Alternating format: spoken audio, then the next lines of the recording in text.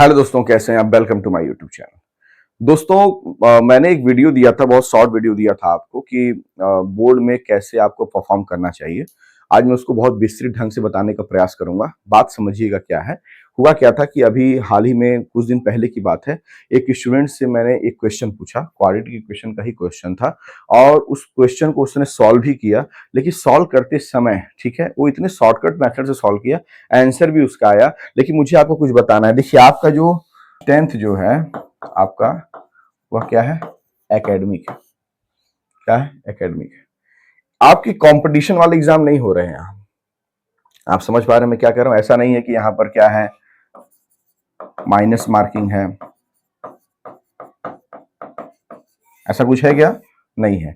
यहां क्या चलता है, स्टेप मार्किंग चलता है। क्या चलता है, स्टेप मार्किंग चलता है।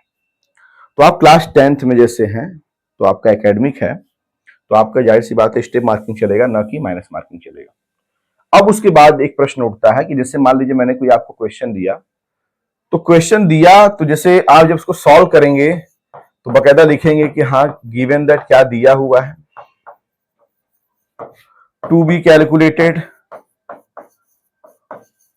मतलब क्या निकालना है।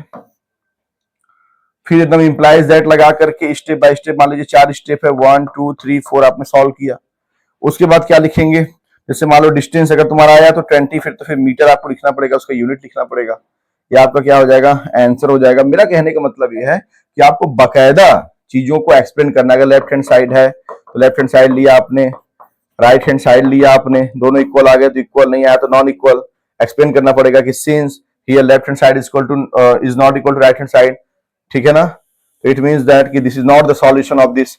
हमारा कहने का मतलब यह है कि आपको प्रॉपर वे में लिखना होगा, क्योंकि आपका एकेडमिक है।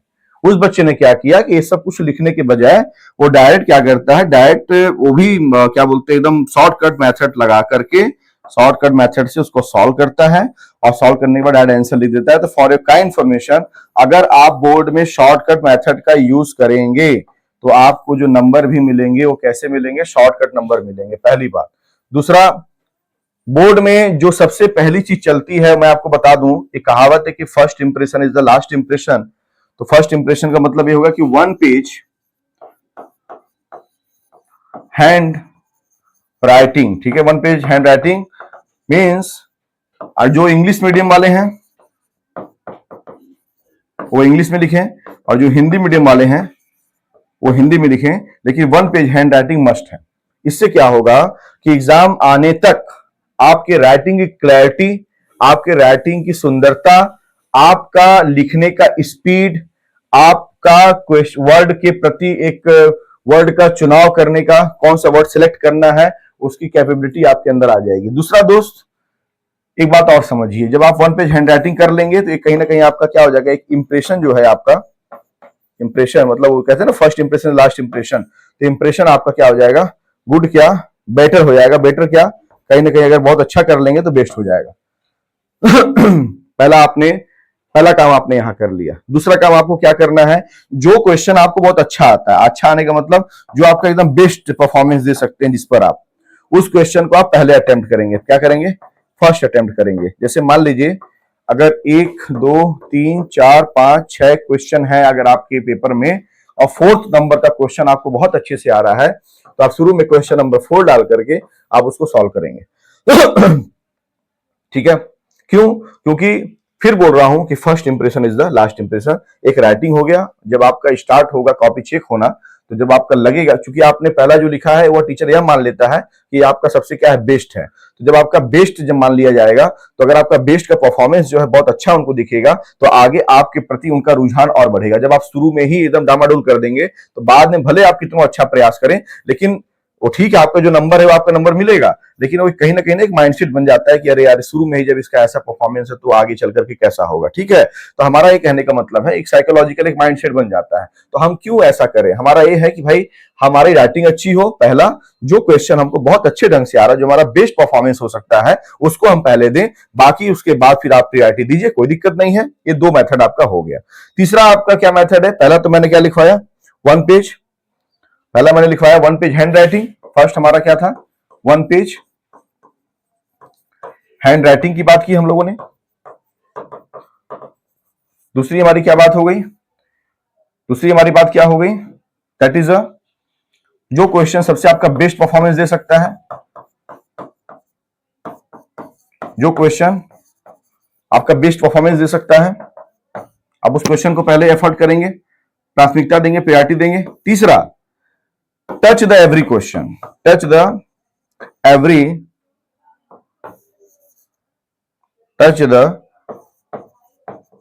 Every question. Touch the every question का मतलब क्वेश्चन को आपको टच करना है, छोड़ना नहीं। जैसे अगर मान लीजिए 1 से लेकर 7 तक के क्वेश्चन है, आपको पहला आ रहा है, दूसरा आ रहा है, तीसरा, चौथा, पांचवा आ रहा है, लेकिन छठवां और सातवां 6 नंबर का और 7 नंबर का क्वेश्चन अगर आपको नहीं आ रहा है, तो अब चूंकि मान लीजिए इसका आपको 10% आ रहा है, ठीक है ना, आपको पूरा 100% नहीं आ रहा है, लेकिन 6 का और 7 का 10% आ रहा है। तो 10% आने का मतलब क्या हो गया? तो 10% आने का मतलब ये हो गया कि आप अगर मान लीजिए 10% एफर्ट करते हैं और अगर यह 3 नंबर का है, तो टीचर समझता है कि बंदे ने कुछ एफर्ट किया है, तो हाफ नंबर दे देता है। कुछ और अच्छा लगा, उनको लगा कि 10 से या 15% मान लीजिए आपने एफर्ट किया, हो सकता है आपको 5% और अगर अच्छा हो जाए आपका, अगर हो गया तो उसको लगेगा चलो यार 1 नंबर दे दो। लेकिन जब आप एफर्ट ही नहीं करेंगे, जब आप कुछ लिखेंगे ही नहीं, तो आप नंबर पाने के हकदार कैसे हो सकते हैं?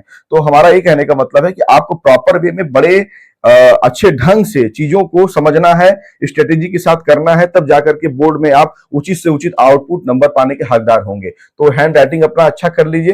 बेस्ट परफॉर्मेंस में मतलब जो आपका क्वेश्चन सबसे पहले आता है, जो क्वेश्चन आपको सबसे बेस्ट आता है उसको आप पहले करिए, उसको फर्स्ट प्रायोरिटी दीजिए। इसको आप क्या करिए? फर्स्ट प्रायोरिटी दीजिए, जितना बता रहा हूं उतना करिए। उसके बाद आप देखिए टच द एवरी क्वेश्चन, किसी क्वेश्चन को छोड़िए मत। यहीं से तय हो जाता है कि आप फेल तो नहीं होंगे, यही से तय हो जाता है आप फेल नहीं होंगे। और उसके बाद अगर आपका नॉलेज, कॉन्सेप्ट और नॉलेज अगर आपका अच्छा है, अगर आपकी प्रैक्टिस अच्छी है, तो बस आप इतना समझ जाइए कि आप उचित से उचित 80+, 90+ आप गेन कर सकते हैं। लेकिन 1, 2, 3 यहां से तय हो जाता है कि हाँ आप फेल नहीं होंगे। अगर आपको 100 में से अगर आपको 40 से 50% भी अगर नॉलेज है, जानकारी है, तो आप इन 3 चीजों का प्रयोग करके आप एक चीज कंफर्म हो जाएगा कि आप फेल नहीं होंगे।